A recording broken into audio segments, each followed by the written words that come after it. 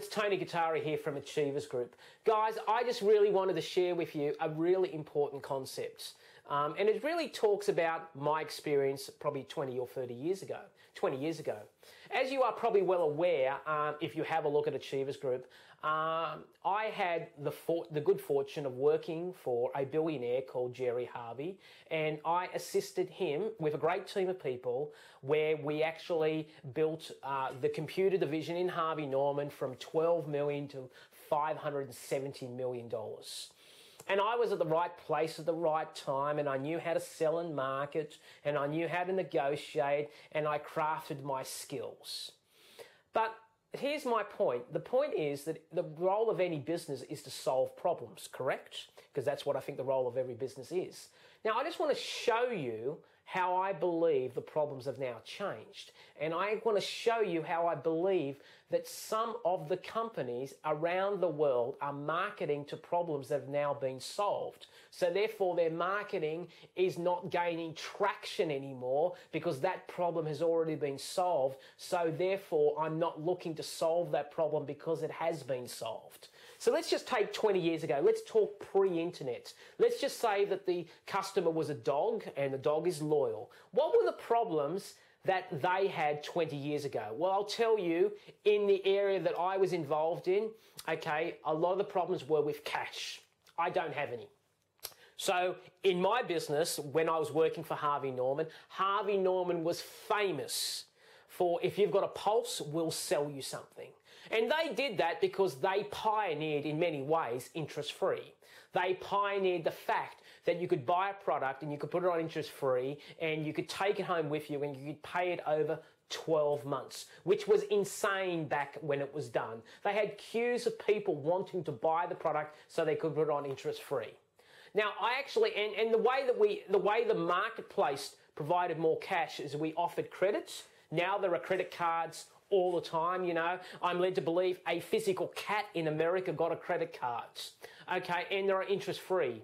So I'm suggesting that getting cash is not a problem anymore. Somebody will able to finance you. And the barriers of financing are so low.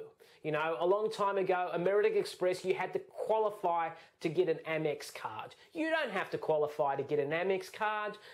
American Express will probably give a card to anybody. Next thing 20 years ago was choice. Now, this is pre-internet.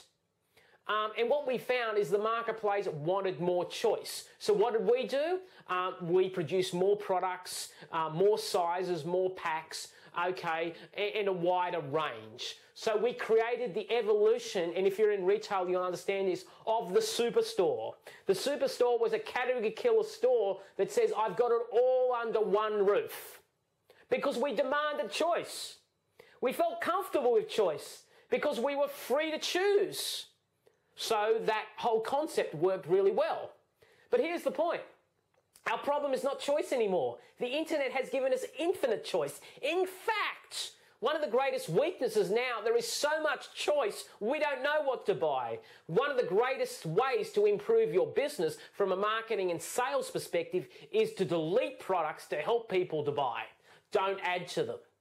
And next concept was availability of product. There was a time in Australia, a long time ago, probably 15 years ago, where you actually had to go to the butcher by midday on a Saturday. You had to get there by 12 o'clock. You actually, trading hours for retail stores were Thursday night and Saturday, and that was it. Stores were closed on a Sunday. Now, it sounds weird, but they were closed on a Sunday. So the availability of product was limited to when the stores were open. Now, so what we did is we opened up more stores, we extended the trading hours. That is not an issue. Right now, you can buy anything, anywhere, and you can do it in the confines of your bedroom on the internet, or you can actually buy them on a smartphone. So the availability of product is not a problem. So here's what I'm saying. If those problems have been solved, why do we continue to market that we can solve them if they've already been solved?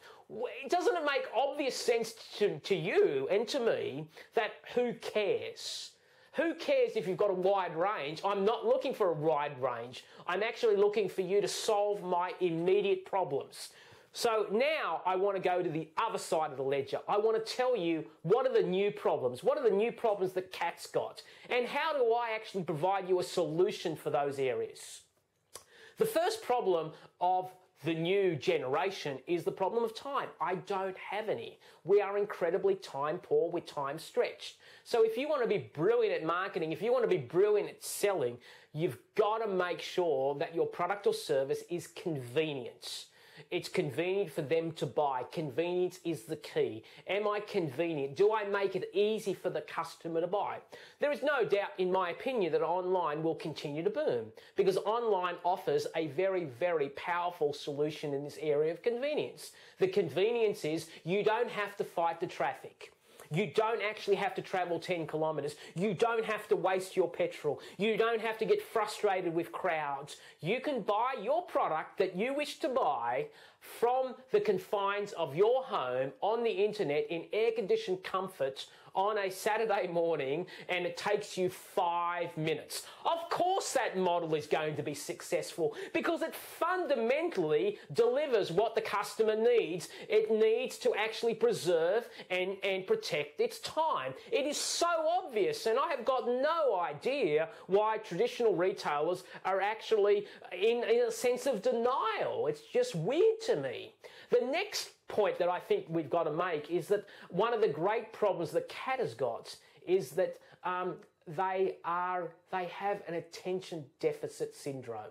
Did you know that it's estimated that the average person looking on the internet has an average span of about 6 seconds looking at pages? It is estimated that it has the same attention span as a goldfish. The greatest single challenge that we have at the moment is that you've got to get your prospects' attention. Now, attention is not doing a great brochure. Attention is not sticking stuff in the mail so people can throw it in the garbage bin. Get this. I live in St Ives, and every single day I get the mail, and we get a bit of mail.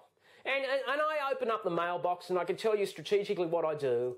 And as I walk up the driveway, on the left-hand side, there are a number of garbage bins. And I know the garbage bin. It's got the yellow one on it. It means it's the paper garbage bin. So I take all the stuff that looks like junk mail, anything that's got to the householder, any brochures, catalogues, anything like that. And here's what I do, guys. I actually throw it in the garbage bin because I know that I don't need to read a brochure in order to solve my problem because I can go onto Google. Because to me, that's the ultimate directory of products and services. It's just insane. So I don't need to read all that stuff. So here's the deal. Just imagine you spend a fortune on doing that. Just imagine an advertising agency gave you every sizzle button you'd ever see. Just imagine it was designed perfectly, but no one read it. Wouldn't that be a tragedy? That's why you must measure your marketing. Because if you don't measure your marketing, you are truly insane. Because, marketing is about testing and measuring. I'm a marketeer, and I'll be totally honest with you, okay? Half of the stuff that I think should work, doesn't work, and half of the stuff that I think has got no hope of working actually works. And the only concept that I now embrace, if you don't measure it, don't implement it. Because so much of marketing is about testing and measuring. And once you understand the science of marketing, of testing and measuring, you can actually then see what works and accelerate that and eliminate what doesn't work. So it's really important to get people's attention. Now, how do you do that? Well, one of the best ways to get people's attention is to, first of all, make your marketing memorable. We talked about that in another video. But another way actually of getting people's attention is to understand that your role is to have a unique selling proposition. Now let me explain to you what a unique selling proposition is. It's a unique buying advantage. It separates you from the pack. And I'll give you a classic example. You've probably heard the story if you're a marketing student. It's a great story because I think it highlights what we all need to do. I think way back again, as urban legend has it, because when you read stories and you don't know whether they're true or not, and they might actually blow out of proportion. But let's just assume it's true because it's a good story. The guy that run Domino's, and you've probably heard of Domino's pizzas, and they're a global brand now. But way back in America when they first started, their target market was university students who lived within a 10-mile radius of the home delivery depot. And the owner, who I named was Tom, actually used to work the floor a lot. And when the phone rang, and remember it used to ring because remember their target market wasn't mainstream America, it was very much the youth of America in colleges. He noticed something, that the first question the vast majority of them asked was how long does the pizza take to be delivered? Get this, not the quality of the pizza, not the price of the pizza, but how long does it take? And he noticed something, that if he said over 30 minutes, say he said 45 minutes, there was a likelihood he wouldn't get the order. But if he said it was less than 30 minutes, they would place the order then and there. And it's pretty obvious why this occurred, because back then they were probably either drunk or stoned, and I've only ever smoked a joint once. And I'm telling you, I got the munchies, something severe. I remember the cat food even looked interesting at that stage. But I understood that their target market was that, and these people couldn't drive because they were, you know, they had drunk too much or they had smoked some funny weed stuff, and they were hungry. So their first question is, my greatest need is for food and I want it quickly. Now here's what Tom did. It was brilliant. It was marketing legend here. He then said, I now know what my unique selling proposition is. He put it on all his cars. He put it on all his banners. He put it everywhere. For the next 9 or 11 years, I'm led to believe, it became legend. And the only reason they stopped it is because I'm led to believe that a driver who worked for Domino's used their guarantee, used their unique selling proposition as a reason to speed, and he caused some sort of fatal accidents. And you know what it was? It was brilliant. It was one line. Their marketing unique selling proposition, 30 minutes or it's free. See, what Tom did brilliantly, he understood that in order to get people's attention, he had to know what their common problem was. And what he said, I already know what your problem is, and this is how I'm solving it. But not only did he solve it, he guaranteed that he actually solved it, and that is profound. And the last single issue of the new customer, the last single problem of the new customer is trust. We live in a very skeptical society. I'm a marketeer, I'm a salespeople. Why should you believe me? My role is to spin a story. My role is predominantly sometimes to give you the best version of the truth. Now, I try not to do that, but sometimes when I get excited, I get excited.